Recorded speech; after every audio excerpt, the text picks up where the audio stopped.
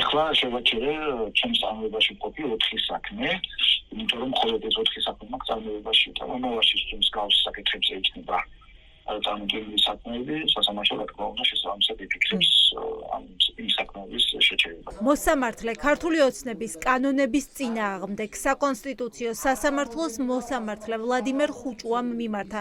საკონსტიტუციო წარდგინებით ხუჭუა ოცნების მიერ დაჩქარებული წესით მიღებული კანონების გაუქმებას ითხოვს.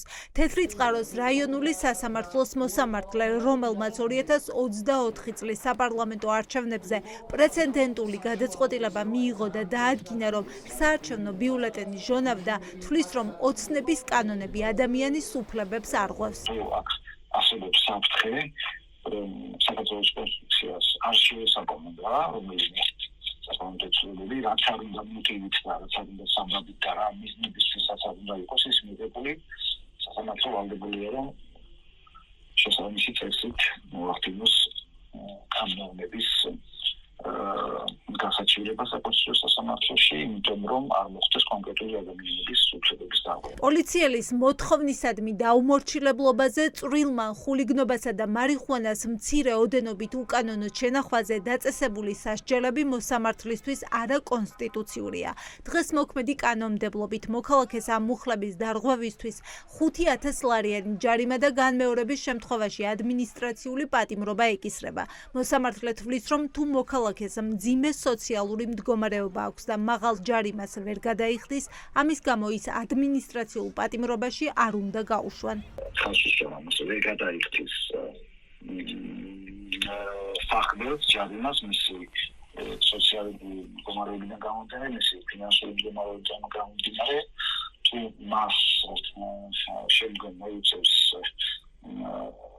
სასამართლოში წარდგენა განმეორებით აღნიშნული მუხლით ჩადენილი სამართალ დარღვევისათვის სასამართლო ვალდებულია მას შეუფარდოს მინიმუმ 30 დღიანი პატიმრობა, რაც თვლი რომ შეუსაბამოა ადამიანის უფლებებთან. თეთრიწყაროს რაიონული სასამართლოს მოსამართლეს ასეთი სულ 4 საქმე ჰქონდა განსახილველი და მიიღო გადაწყვეტილება, რომ ამ საქმეების განხილვა დროებით შეეჩერებინა.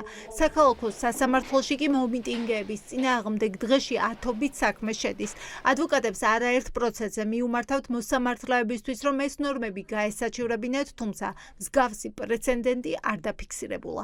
მიღებული ცვლილებებით გამოყენებული არის არაპროპორციული სანქციები. ჩვენ თითოეულ ამ საქმეზე მიმართავთ ხოლმე სასამართლოს და მოვითხოვთ საკონსტიტუციო სასამართლოსთვის წარდგინებით მიმართავს, ვინაიდან ეს მუხლები არღვევს საქართველოს კონსტიტუციას, თუმცა არც ერთი მოსამართლე ამ მოთხოვნას არ აკმაყოფილებს ხოლმე სამწუხაროდ. არაერთ ადვოკატს დაგვიყენებია სასამართლოს წინაშე ასეთი შუამდგომლობა, განსაკუთრებით ბოლო პერიოდში მიღებულ კანონებთან დაკავშირებით, რომ მათ შეეჩერებინათ საქმის განხილვა და მიემართათ საკონსტიტუციო სასამართლოსთვის წარდგინებით, თუმცა აქამდე არც ერთ მოსამართლეს ეს შესაძლებლობა არ გამოუყენებია, ხომ? ამიტომ ასეთი პრეცედენტი არის, რა თქმა უნდა, ძალიან მნიშვნელოვანი და მით უმეტეს მოსამართლის მხრიდან ამგვარი ინიციატივა არის კიდევ უფრო მეტი დატვირთვის მატარებელი. საკონსტიტუციო სასამართლოში მოსამართლის სამართლებრივი დოკუმენტი უკვე ატვირთულია. საქმეს პლენუმის სასამართლოს თავმჯდომარის რევაზ ნადარაიას ხელმძღვანელობით განიხილავს.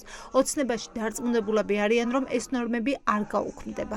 ყველა ის ცვლილება, რომელიც ეხება ადმინისტრაციულ სახდელებს, ადმინისტრაციული სამართალდამცავთა კოდექსით გათვალისწინებულ სანქციათა ნაწილს არის ადეკვატურად მიღებული ხელისუფლების მიერ იმ გამოწვევებზე საპასუხოდ, რომელიც არსებობს დღეს ჩვენს ქვეყანაში გადამკიდე დაქირავებული რადიკალების ჯგუფისა. ქართული ოცნება ადმინისტრაციული კოდექსის ცვლილებების პარალელურად არმალავდა, რომ გამკაცრებულ კანონებს მოქალაქეების დასასჯელად და რუსთაველზე პროტესტის შესაწყვეტად იღებდა. ახლა კი ჯერი სასამართლოზეა. დაადგენს თუ არა ადამიანის უფლებების დარღვევას იმ კანონებზე, რაზეც ვენეციის კომისიას არაერთი კრიტიკული დასკვნა აქვს გამოქვეყნებული.